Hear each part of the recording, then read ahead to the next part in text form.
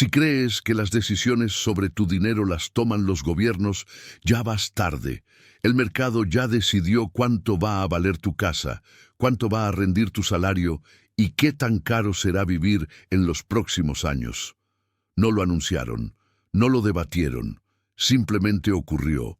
Esto no va de ideologías ni de teorías ocultas, va de números fríos y de incentivos que siempre empujan en la misma dirección.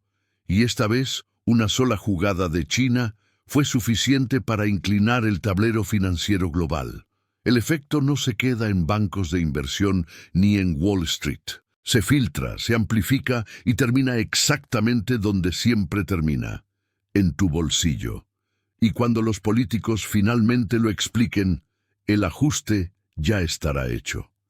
El mercado de bonos está entrando en una zona de peligro histórico porque el pilar que sostuvo el sistema financiero global durante más de 40 años acaba de romperse.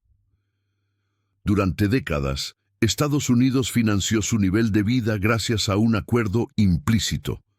El mundo, y especialmente China, produciría bienes reales y a cambio aceptaría dólares y los reciclaría comprando bonos del Tesoro estadounidense. Este mecanismo mantuvo artificialmente bajas las tasas de interés, permitió déficits fiscales crónicos y sostuvo una economía basada en consumo financiado con deuda.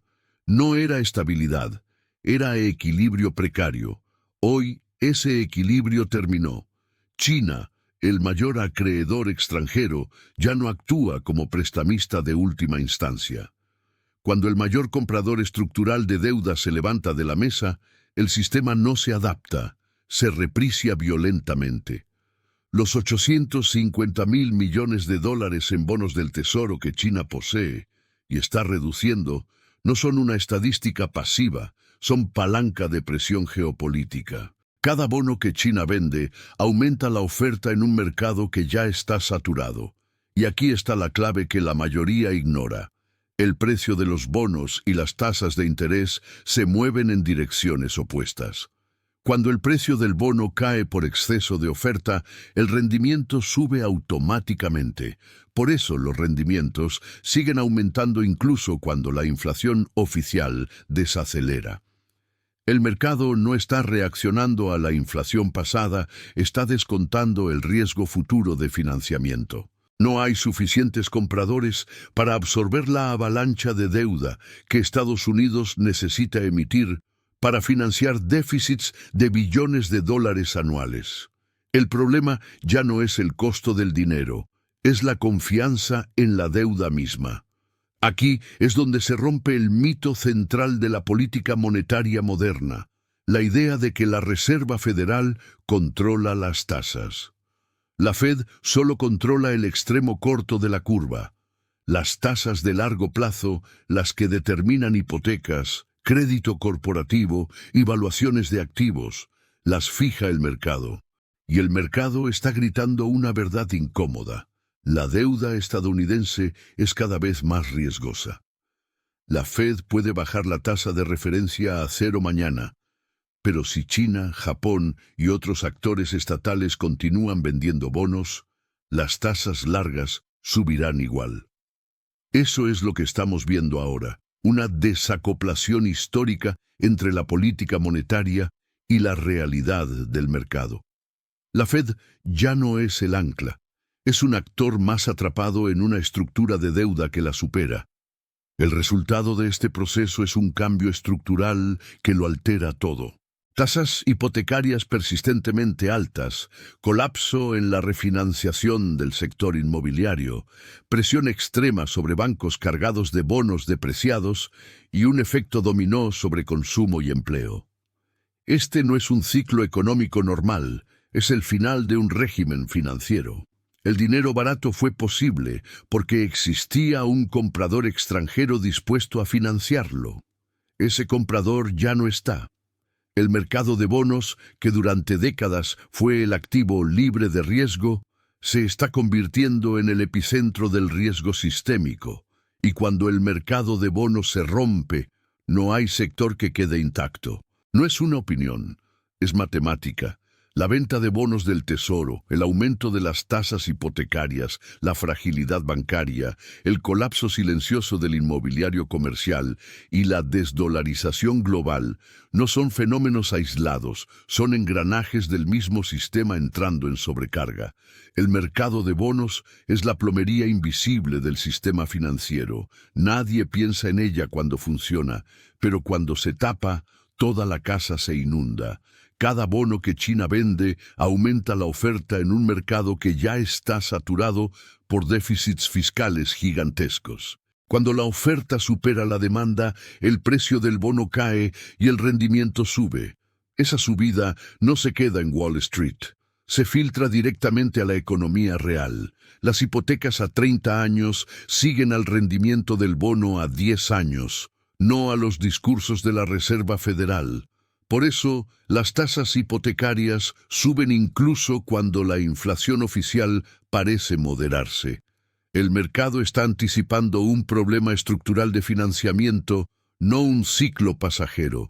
Y cuando el costo del dinero sube en la base del sistema, todo lo construido encima empieza a crujir. Ese crujido se manifiesta primero en los bancos.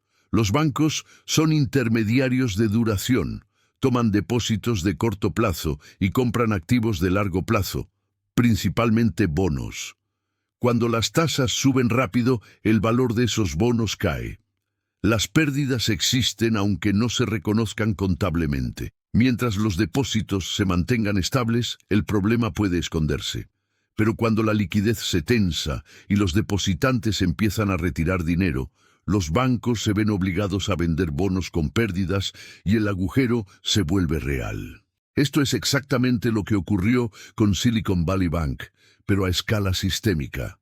A la vez, el sector inmobiliario comercial, oficinas, centros comerciales, edificios corporativos, enfrenta un muro de refinanciación. Préstamos tomados al 2% o 3% ahora deben renovarse al 6%, 7% o más. Matemáticamente, muchos proyectos dejan de ser viables. El resultado es un colapso silencioso, edificios vacíos, préstamos incobrables y balances bancarios cada vez más frágiles. Cuando el crédito se congela, la economía real se paraliza. No porque falte demanda, sino porque falta confianza en la solvencia del sistema. En paralelo, ocurre un cambio mucho más profundo y menos visible: la desdolarización acelerada.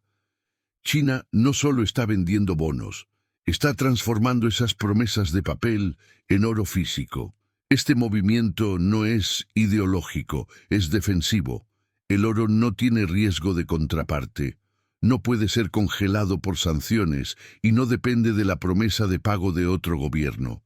Al mismo tiempo, otros bancos centrales están haciendo lo mismo, acumulando oro al ritmo más alto en décadas. Esto reduce la demanda estructural de bonos del Tesoro justo cuando Estados Unidos necesita vender más deuda que nunca para financiar su déficit.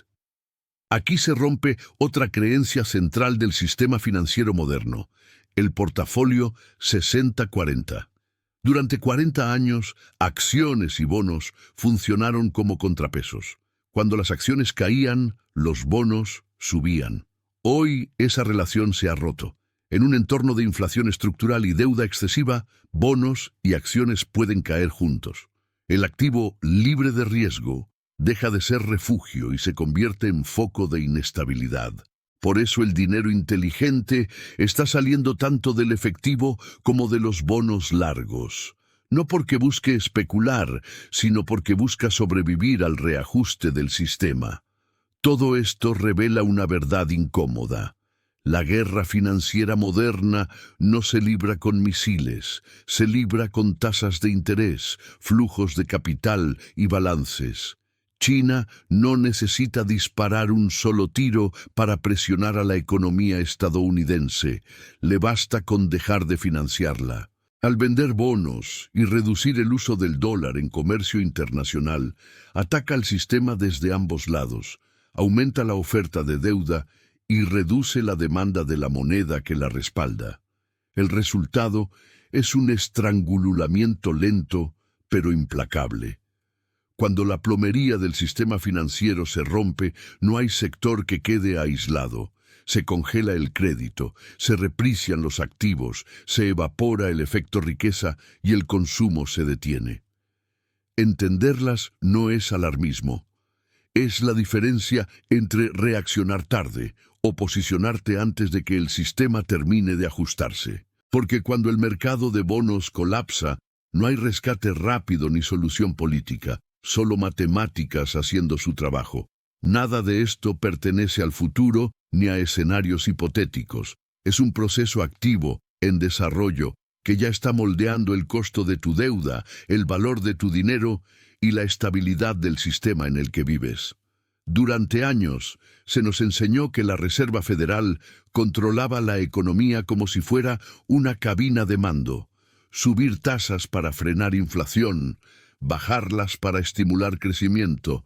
Esa narrativa hoy está rota. Las hipotecas ya no responden a la Fed, porque la Fed solo controla el precio del dinero a muy corto plazo. Las tasas que realmente importan, las de largo plazo, las que determinan si una familia puede comprar una casa o si una empresa puede refinanciar su deuda, las fija el mercado de bonos. Y el mercado de bonos está reaccionando a algo mucho más profundo que la inflación mensual. Está reaccionando a la sostenibilidad del sistema completo. Cuando la confianza en la deuda se erosiona, ningún banco central puede forzar a los inversores a prestar barato. Esa es la razón real por la que las hipotecas se disparan aunque los discursos prometan alivio.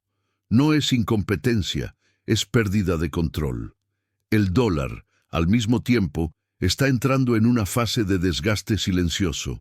No colapsa de un día para otro, se diluye. Cada vez que el gobierno necesita financiar déficits masivos y no encuentra suficientes compradores naturales de su deuda, la única salida viable es monetizarla directa o indirectamente. Eso significa crear dinero nuevo para cubrir obligaciones viejas. El resultado no es inmediato ni espectacular, pero es constante. El poder adquisitivo cae año tras año. El dólar compra menos vivienda, menos energía, menos alimentos, menos seguridad. Esto no es una conspiración ni un accidente, es una consecuencia matemática. Cuando la oferta de dinero crece más rápido que la producción real de bienes y servicios, el valor unitario de ese dinero disminuye. La inflación estructural no se parece a la inflación coyuntural de los ciclos clásicos. No se corrige con subidas temporales de tasas porque su origen no es el consumo excesivo, sino la deuda acumulada. Es el costo inevitable de haber financiado décadas de nivel de vida con crédito barato extranjero que ya no está disponible. Aquí aparece el concepto que casi nadie menciona de forma honesta, el impuesto invisible. La inflación estructural funciona como un impuesto que no pasa por el Congreso, no se vota y no puede rechazarse en las urnas. Afecta más a quien vive de su trabajo que a quien posee activos reales. Castiga al ahorrador disciplinado y beneficia al deudor crónico. Cada dólar que mantienes en efectivo pierde valor mientras el sistema se ajusta. Cada salario que sube por debajo de la inflación representa una pérdida neta de tiempo de vida. Este impuesto es especialmente cruel porque no se presenta como tal. Se disfraza de contexto global, de choques externos, de transición. Pero en la práctica es una transferencia de riqueza desde la base productiva hacia los emisores de deuda.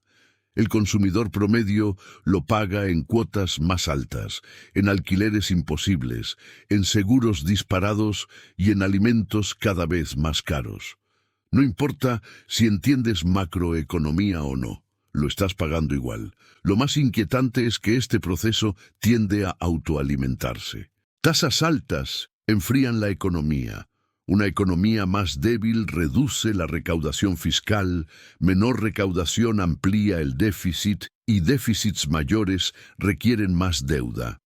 Más deuda presiona al mercado de bonos, eleva rendimientos y vuelve a empujar las tasas hacia arriba. Es un bucle que no se rompe con voluntad política ni con mensajes tranquilizadores. Se rompe solo de dos maneras: con una disciplina fiscal extrema que nadie quiere asumir, o con inflación persistente que diluye el valor real de las obligaciones. La historia muestra cuál de las dos suele elegirse. Por eso este momento no es transitorio, es estructural. El desacople entre la Fed y las hipotecas, la pérdida gradual de poder adquisitivo del dólar y la normalización de la inflación como impuesto permanente no son fallas del sistema, son el sistema funcionando bajo nuevas reglas. Ignorarlo no lo detiene. Entenderlo, en cambio, es el primer paso para no quedar atrapado cuando el ajuste termine de trasladarse por completo a la economía real. Lo que está ocurriendo no es un accidente ni una crisis pasajera que se resolverá con un par de decisiones técnicas. Es el final de un modelo y el comienzo de otro. El sistema que sostuvo décadas de dinero barato, deuda infinita y consumo financiado ya no existe, aunque muchos sigan actuando como si nada hubiera cambiado. Cuando el mercado de bonos se convierte en el centro del riesgo, cuando las tasas dejan de obedecer a los bancos centrales y cuando la inflación se vuelve estructural, el ajuste deja de ser opcional. La pregunta ya no es si el impacto llegará, sino cómo te va a encontrar, preparado o negándolo. La historia es clara en una sola cosa: en cada transición monetaria, la riqueza no desaparece, se transfiere. Pasa de quienes confían ciegamente en el sistema a quienes entienden sus mecánicas y se adaptan antes de que el consenso despierte. Ahora, la decisión es tuya. Si quieres entender qué activos resisten cuando el dinero pierde credibilidad, cómo leer las señales que el mercado envía antes de que aparezcan en los titulares, y de qué forma proteger tu poder adquisitivo en un sistema donde las reglas ya cambiaron, dale me gusta a este video, suscríbete al canal y activa la campana de notificaciones. Aquí no analizamos noticias, analizamos flujos, incentivos y matemáticas reales, las mismas que mueven al capital inteligente. Déjame tu opinión en los comentarios. ¿Crees que este ajuste terminará en inflación estructural prolongada o en una contracción severa antes de que el sistema vuelva a recurrir a la impresión masiva de dinero? Te leemos y nos vemos en el próximo video.